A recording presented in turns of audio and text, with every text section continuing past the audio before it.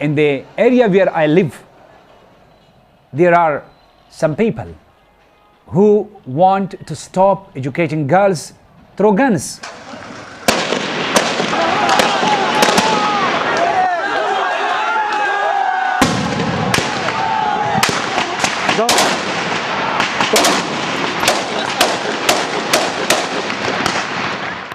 In Swat, Pakistan, schools for girls are under assault by the Taliban. I want to get my education and I want to become a doctor.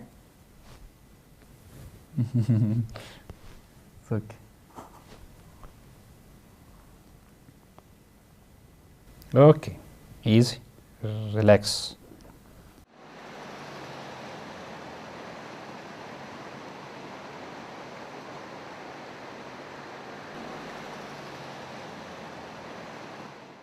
This is the Swat Valley, once a peaceful region that wooed tourists from all over Pakistan.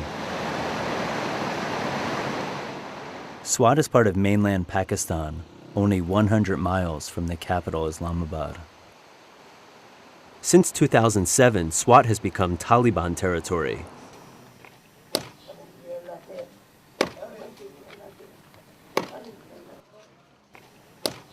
Those who defy the militant, strict codes of Islam are publicly punished. And they are the lucky ones. Politicians and social activists are murdered, their corpses displayed in the center of the capital, Mingora. It is early January here. While boys' schools remain open, more than 200 schools for girls have been blown up by the Taliban. Respectable principal. At one of the remaining schools, a student who is veiled to protect her identity speaks out. The title of my speech is The Situation in Swat Valley. The paradise on earth is in the northwest of Pakistan. Swat Valley, the land of waterfalls, lush green hills and other gifts bestowed upon it by the nature. But my dear friends, today, Swat has in the past few years become a heartland for Pakistan's Islamic militancy. Today, this idyllic valley of peace is burning. Why the peace of this valley is destroyed? Why we the peace and innocent people of the valley are targeted? Why our future is targeted? Schools are not places of learning, but places of fear and violence. We will solve our problems. We will return our valley to peace. I think nobody, no one, our dreams are shattered, and let me say we are destroyed. About a quarter of the residents have left Swat, leaving behind a ghost town. VIP tourists once lobbied for reservations at this elite hotel and restaurant. Now it is empty. China Market once bustled with female shoppers. Now they are banned by the Taliban.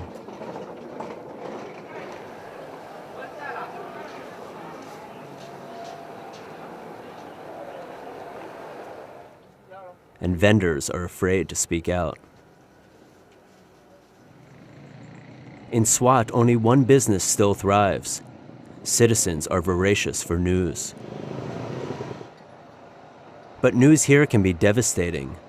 Come nighttime, the Taliban issue threats on FM radio.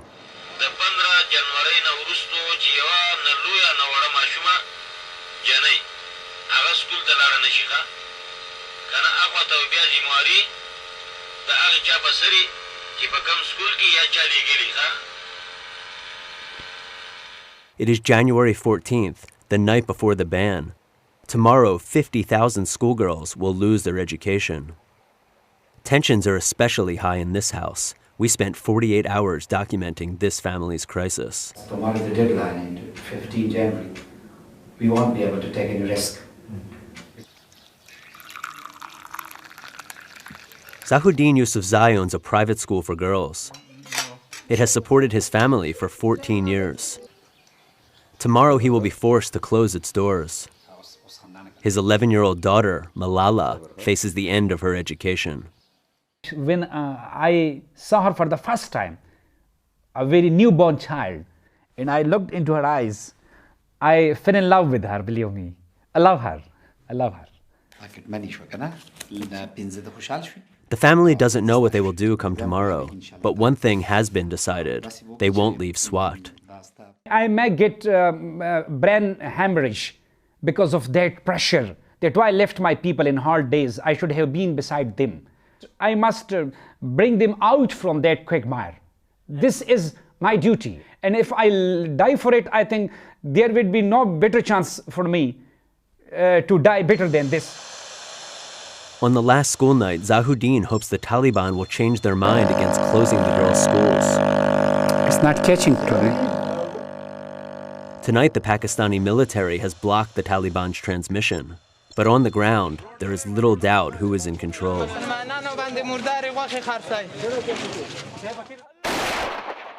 There are 12,000 Pakistani troops in Swat. They are ever present in the capital Mingora, where they are targeting Taliban cells like this one.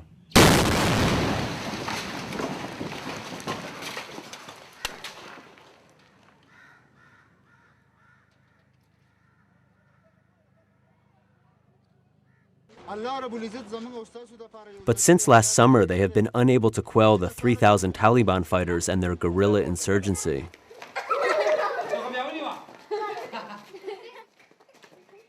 Zahuddin has taken in his extended family.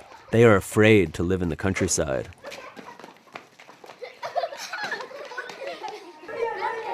The military offered to guard Zahuddin's school, but with hundreds of schools already destroyed, he cannot take the risk. Like many in Swat, he feels trapped, unable to trust either side. If on one hand security forces want to open the schools on gunpoint, and on the other hand the militant Taliban, they are going to close it on the gunpoint. So education is something it can't afford such a tight security situation. Inside their home, the family lives under siege. Zahuddin is on the Taliban's radar, so some nights he sleeps elsewhere to avoid drawing attention to his family. And Malala often doesn't sleep at all. Have some sleep, huh? Right? Good night. Good night. Sometimes I think that I will hide in the bathroom and I will call to police and they will come and they will save my father. And sometimes I think that I will tell my father that you hide in the cupboard and they will not check the cupboard. And I have many thoughts. Okay, like that. And when I'm not at night at your home, then what happens? We are feeling that we are in a war zone. We hear a big blast and we just sit in our beds and then we sleep again. And so this hide and seek goes on all the night. And that's our life. That's our life.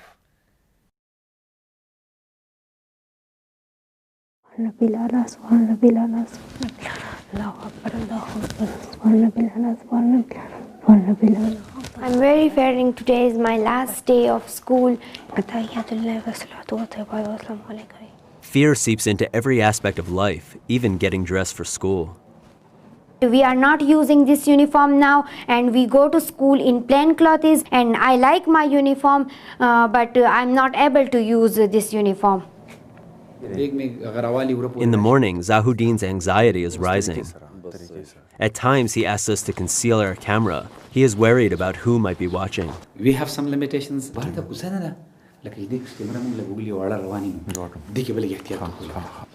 Zahuddin is known around town as a social activist, and although he has not received direct threats, other activists have been murdered. To avoid suspicion, Malala goes to school alone. Okay. Bye. Bye. In the world, the girls are going to their schools freely and there is no fear. But in Swat, when we go to our school, we are very afraid of Taliban. He will kill us, he will throw acid on our face and he can do anything. In some respects, Malala and her classmates have already lost their school. 70% of the students stayed at home. Sum of numbers में हमने 280 plus One of our students, she came late to school.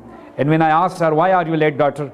She told me that her parents and her brothers were not allowing her to go to school because they don't want to take risk. So she told me that when her brother and her father went out of the home, she stealthily came to school. Sum of items divide by. Tomorrow, 13 teachers will lose their job. One called Zahuddin to say he cannot make it. So he told me that while passing through the square on my way to school, I saw some beheaded corpse. So now I am unable to teach to my student. As the school day winds down, Zahuddin faces the end of his career. 2/3 of the parents have not paid last month's tuition.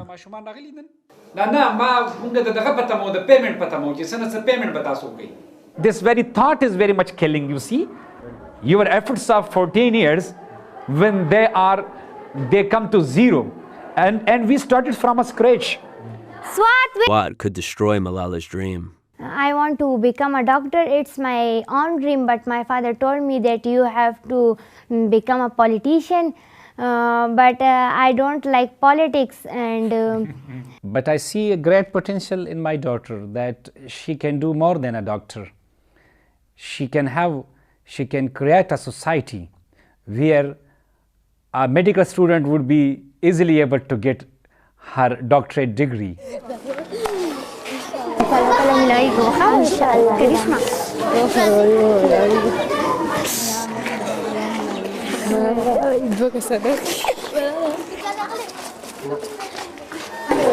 bye class. Back at her home, Malala's social life is now confined to a courtyard. Her bedroom is a classroom, but she remains hopeful. They cannot stop me. I will get my education, if it is in home, school, or any place. This is our request to the all world, that save our school, save our world, save our Pakistan, save our Swat.